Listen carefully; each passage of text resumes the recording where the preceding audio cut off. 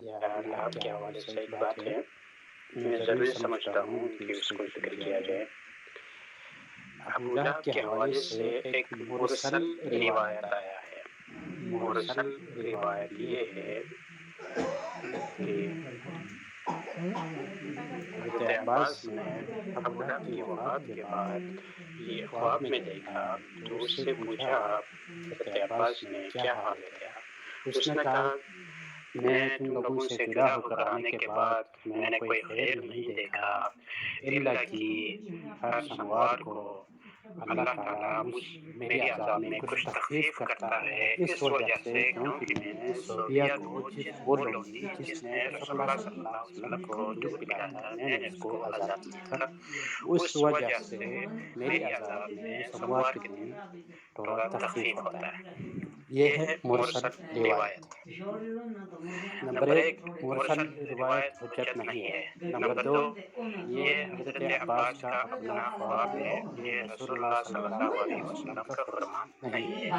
Number تین، اس صورت نے اس روایت کی نفی کی ہے، کیوں؟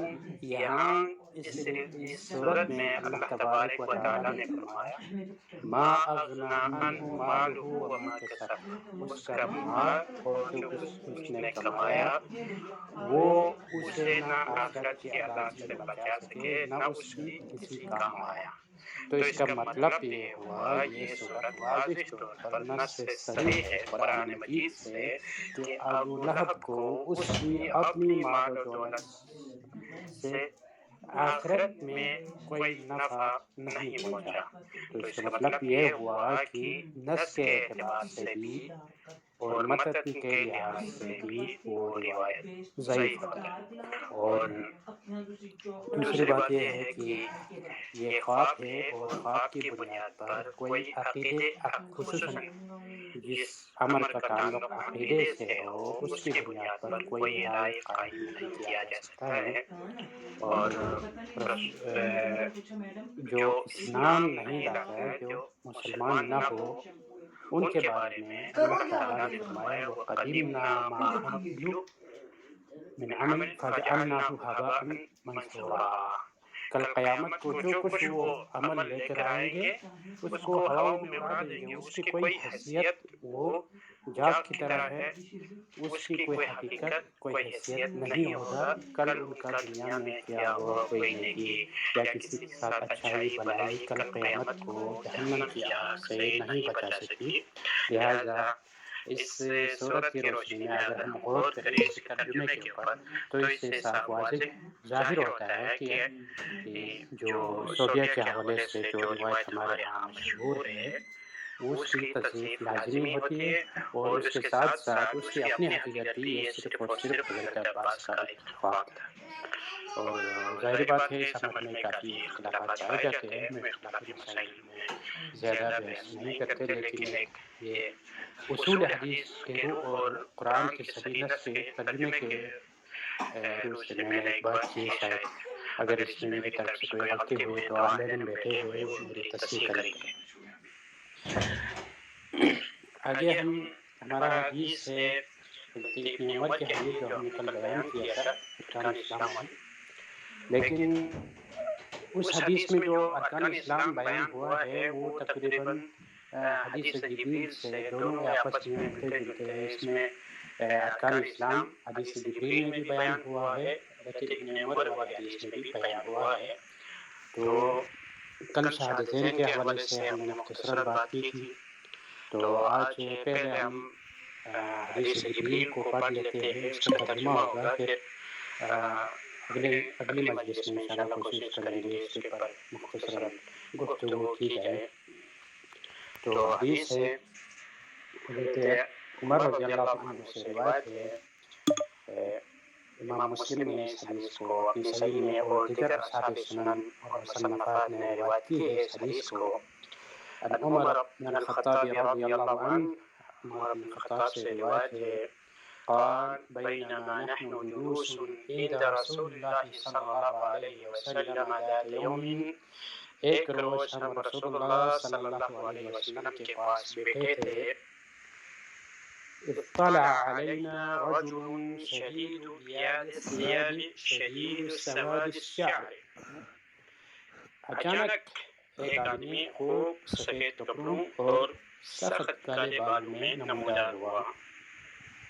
لا يرى عليه اثر السفر، اس پر نہ سفر کا کوئی نشان تھا. ولا يعرفه منا احد، اور نہ ہم میں سے کوئی اسے پہچانتا تھا. حتى جلس الى النبي صلی اللہ علیہ وسلم، یہاں تک کہ وہ نبی کریم صلی اللہ علیہ وسلم کے قریب ہو کر بیٹھ گیا. فاسند ركبتيه الى ركبتيه، اور اپنے گھٹنے آپ صلی اللہ علیہ وسلم کے گھٹنوں سے ٹیک دیے. ووضع كفيه على فخذيه، اور اپنی ہتھیلیوں کو اپنی دونوں رانوں پر رکھا.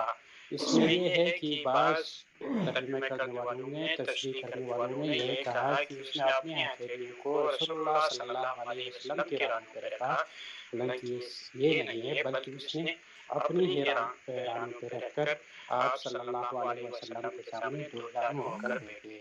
اور یہی چیز استاد، معلم اور شاگرد کی اعلیٰ ترین آداب، اور شاگرد استاد کے سامنے بیٹھنے کا ایک اعلیٰ ترین آداب میں سے ہے. اور جبریل امین نے ایک طریقہ استاد اور شاگرد کس انداز میں بیٹھنا ہے، کس انداز میں وہ اپنے شیخ یا اپنے استاد کے سامنے اس کو بیٹھنا چاہیے، اس انداز میں بیٹھ کر امت کو سکھلایا، دکھلایا.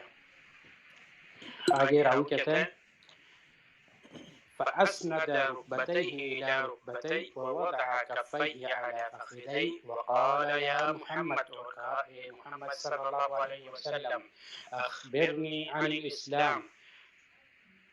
آپ صلی اللہ علیہ وسلم سے فرمایا اے محمد آپ مجھے اسلام کے بارے میں بتلائیں، اسلام کیا ہے؟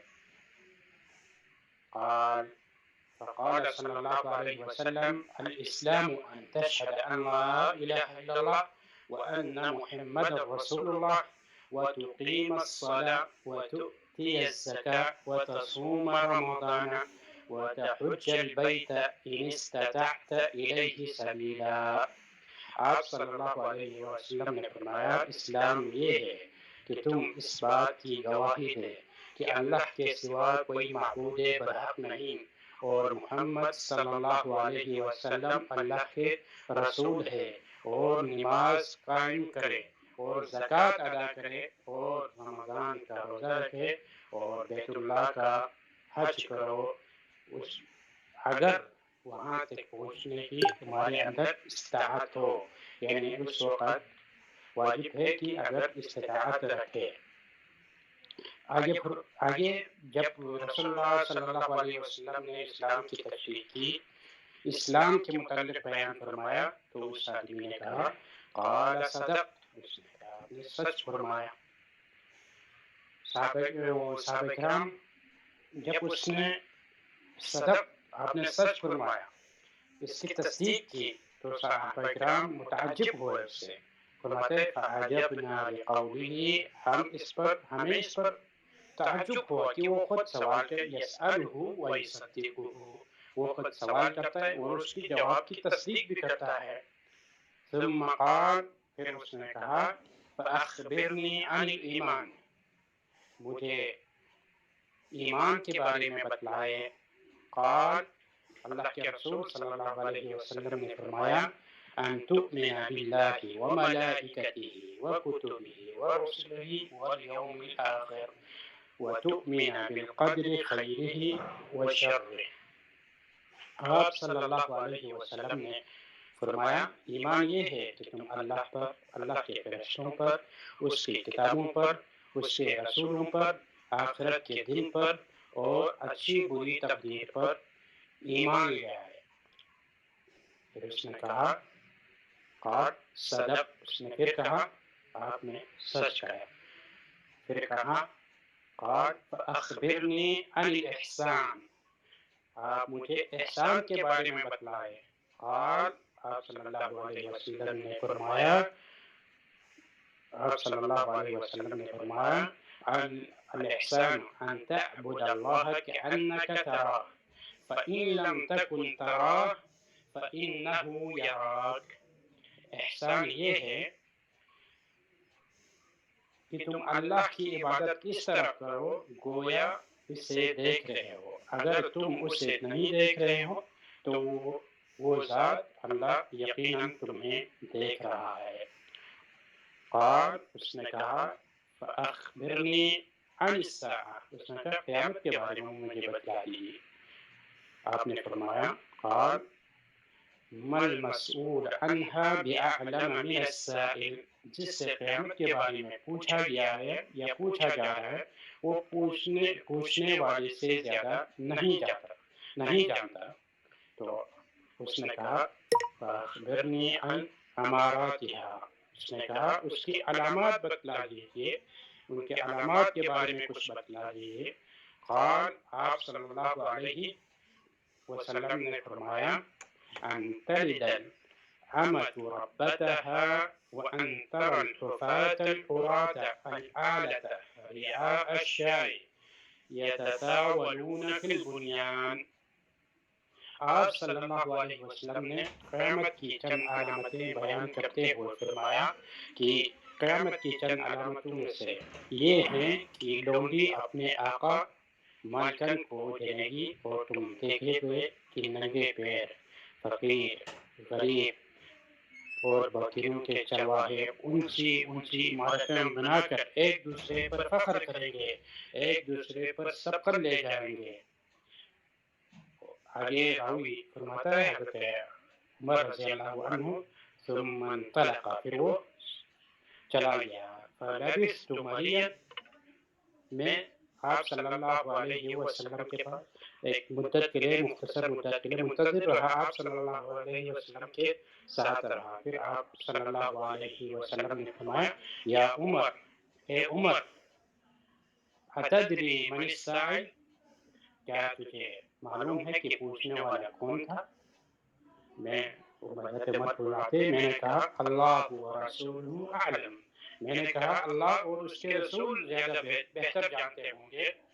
آپ صلی اللہ علیہ وسلم نے فرمایا قال فإنه جبریل اتاکم یعلمکم دینکم، یہ جبریل امین تھا، وہ تمہیں